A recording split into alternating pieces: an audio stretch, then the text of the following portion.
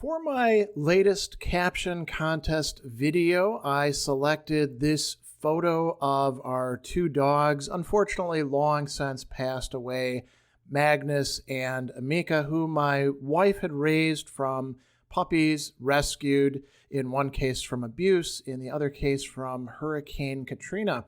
And they were pretty inseparable. I used to walk them everywhere once we got to Milwaukee, and they were in pretty good shape back then.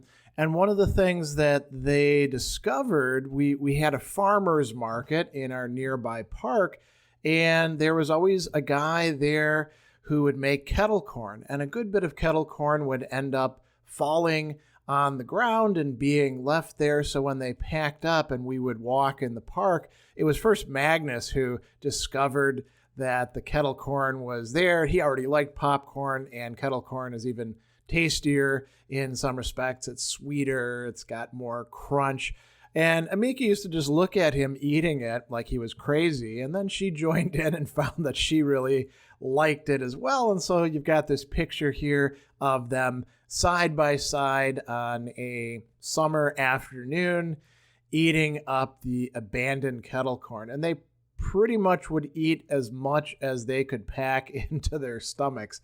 They like this stuff so much. So we got a bunch of different captions for this. The first one is rather punny, of course. Corn dogs, a lot of potential there. You know, they're eating up corn. It's kind of corny.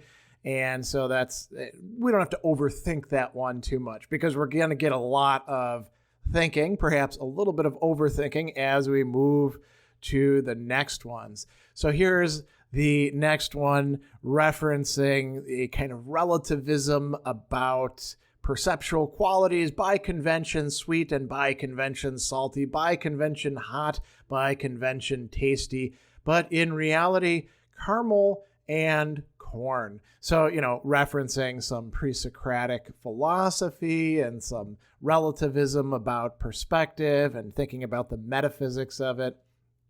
Here's another one, a direct reference to Friedrich Nietzsche, who actually wrote this: "My genius resides in my nostrils." And, if we're going to say, well, whose genius resides in their nostrils? If anyone, it would be dogs, wouldn't it? So they know well enough to eat up the corn that's on the ground, get something for free, and that's what they're doing. Then we have a Hegel reference here, a dog being recognized in and for itself by a dog that's recognized in and for itself insofar as they are two dogs eating kettle corn.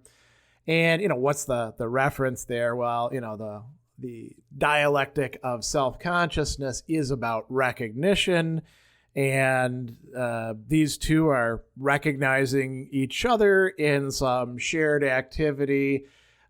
Hegel doesn't really think recognition is for animals, but that's okay. This is a good one.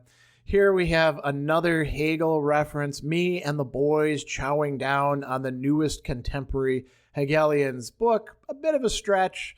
I suppose you could say that Hegelian's work, like that of Hegel, could be considered just a heap of stuff, in which case, if it's tasty enough, then you mow down on it. That doesn't really say anything great about Hegel, of course. Then we get two Descartes references, and I suppose I should have seen these coming. First, I snack, therefore I am. And then I eat, I exist. And you notice that one doesn't have a therefore. Descartes' original formulation of I think, therefore I exist, sometimes does, sometimes doesn't have the therefore, right? But there's a connection between two different types of things. And this is kind of worth dwelling on, right? Snacking, eating. Is that part of our existence? Is that how we know that we exist? Maybe not for us human beings, but perhaps that is so absolutely central in the life of an animal like a dog. The next one is a reference to a scripture quote, right? This is something that is, at least at the very start, something said by Jesus, and it's, "Man shall not live on bread alone, but dogs do quite well on corn, apparently. So a little bit of twist there. And then we have another interesting, taking a passage originally said by John Kennedy in this case. Ask not what you can do for your owner, ask what your owner can do for you. So there's a transformation from country to owner, and it's rephrasing what your country or what your owner, the person in charge, is going to provide you as far as benefits. And then finally, wrapping it up, we have this interesting reference to, I think it's pronounced Choran. If you find yourself dealing with existential dread after reading some Emil Choran, 10 out of 10 doctors recommend a relaxing walk with a couple of dogs along a trail. Ask your local provider and animal shelter for more details. And, actually that's kind of a good bit of advice. I don't really suggest getting an animal just to deal with your feelings of existential dread, but, it is a great thing to adopt pets, as my wife did with all of hers. And actually, now that I think about it, more or less all the pets I've had have been rescues as well. And pets are kind of handy for giving you a center and point to life. You got to take care of them. They provide you with some affection. There's, depending on the kind of pet, a relationship that builds. And so I guess it could be helpful with existential dread. So there you have it. Those are the latest captions.